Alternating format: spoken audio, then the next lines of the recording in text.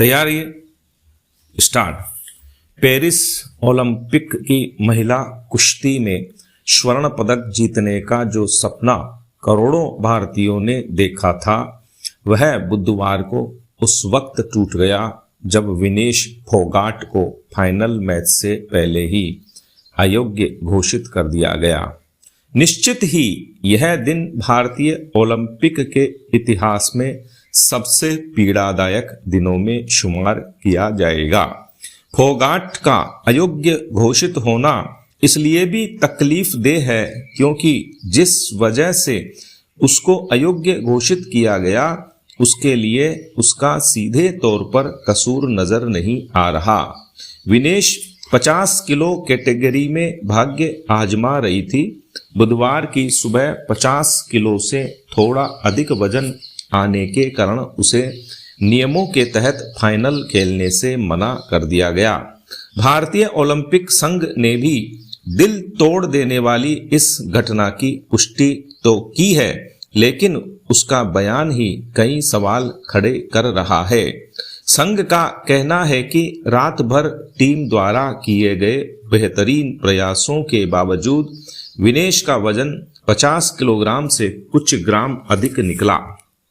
यह बयान इस बात की भी पुष्टि करता है कि विनेश के support staff, coach, physio, dietitian को एहसास था कि वजन को लेकर विनेश पर संकट आ सकता है। फिर ऐसा जोखिम क्यों उठाया गया जिससे न केवल विनेश बल्कि पूरे मुल्क को शर्मसार होना पड़ा। इसमें दो राय नहीं कि विनेश एक बेहतरीन और देश की सबसे कामयाब महिला पहलवानों में से है।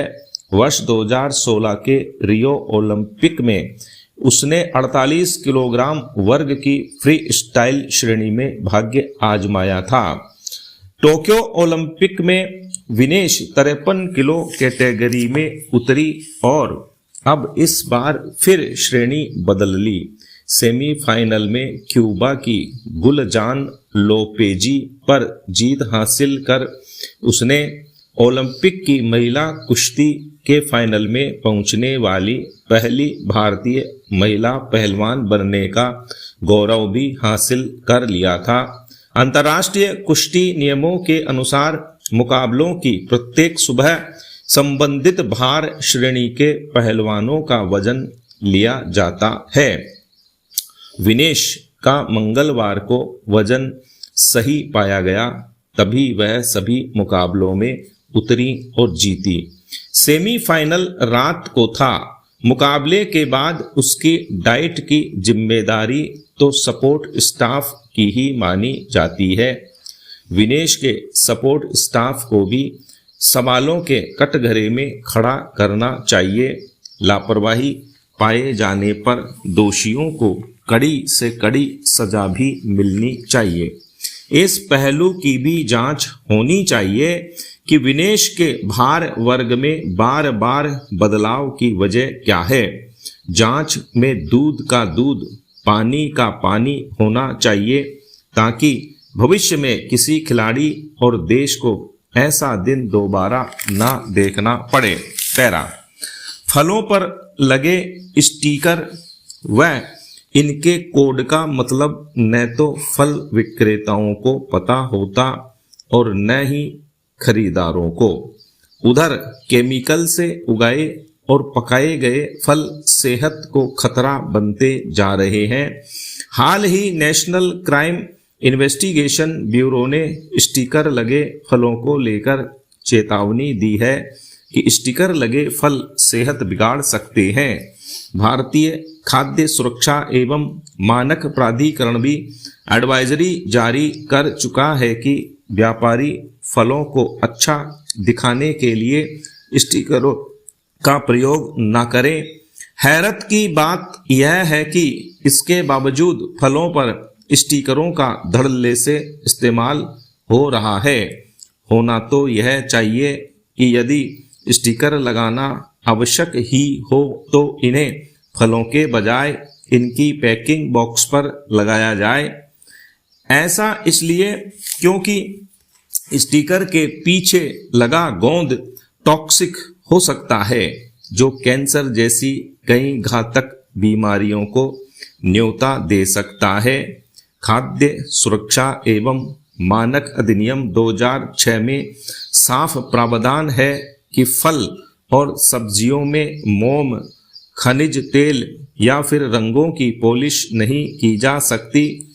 नियम कायदों की अनदेखी कर फल सब्जी मंडी के गोदामों में फलों को घातक केमिकल व गैस से पकाया जाना आम है। आम, केला समेत अन्य फलों को पकाने के लिए इनके बीच केमिकल की पुड़िया रखी जा रही है। कहा जाता है कि चीन में निर्मित केमिकल की इन पुड़ियाओं पर बहुत ही बारीक अक्षरों में चेतावनी भी लिखी होती है कि इनका इस्तेमाल स्वास्थ्य के लिए घातक है। खास तौर से इसे बच्चों की पहुंच से दूर रखा जाना चाहिए। दरअसल प्राकृतिक रूप से फल को पकने में काफी समय लगता है। ऐसे में रसायनों का इस्तेमाल कर फल पकाए जा रहे हैं।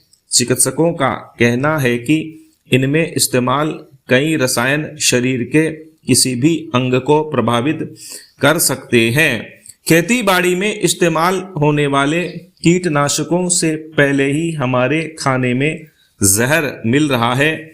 फलों को पकाने के लिए रसायनों का इस्तेमाल तो और भी खतरनाक है। यह मिलावट सेहत के लिए खतरा बन गई है। खाद्य सुरक्षा अधिकारियों और स्वास्थ्य महकमे के अन्य जिम्मेदारों को समय समय निरीक्षण करना चाहिए। सेहत से खिलवाड़ करने वाली किसी भी प्रक्रिया को रोकने की जरूरत है। किसानों व व्यापारियों के साथ साथ आम नागरिकों को भी इनसे होने वाले नुकसान को लेकर जागरूक किया जाना चाहिए। कार्रवाई भी ऐसी हो जो नजीर बने। स्टॉप।